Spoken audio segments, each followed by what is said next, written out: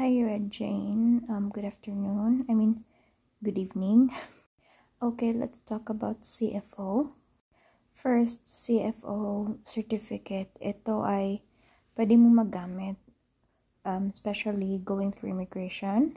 Like certificate, ito na makukuha mo after telecounseling and after a counselor can really see or be sure na safe ka, na aalis at i-meet yung nobyo mo or your fiancé or your husband.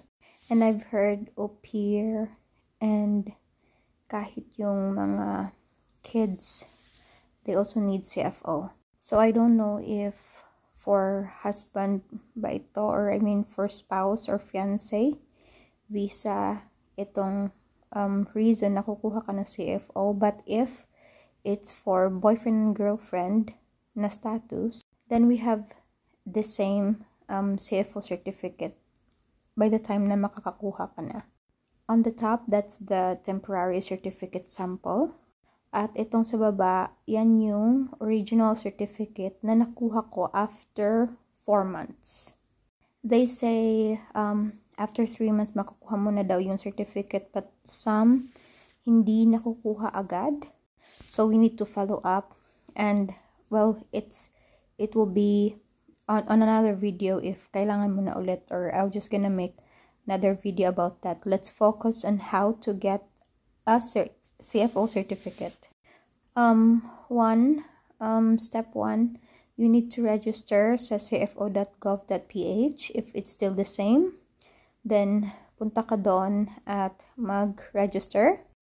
Mag-register ka weekdays by 8 a.m. to 5 p.m. or 4 p.m. Kasi naku-close yung portal for weekend or may time slot kasi siya. Some also do walk-ins, but you need to get an appointment. Hindi ka makakapasok sa office sa Manila. Manila lang yung open, okay? Hindi ka makakapasok if wala kang schedule, wala kang appointment. And you need to prepare your visa, valid passport na ang partner mo, at marriage certificate if you have, kung kasal kayo. At yung mga requirements, need mo yan ipasa sa email address na ibibigay sa'yo after you register, kasi makakatanggap ka ng email after that. And then you just have to wait and do the telecounseling. At after that, they might ask more papers. Kasi ako, they only ask for annulment papers and proof of relationships.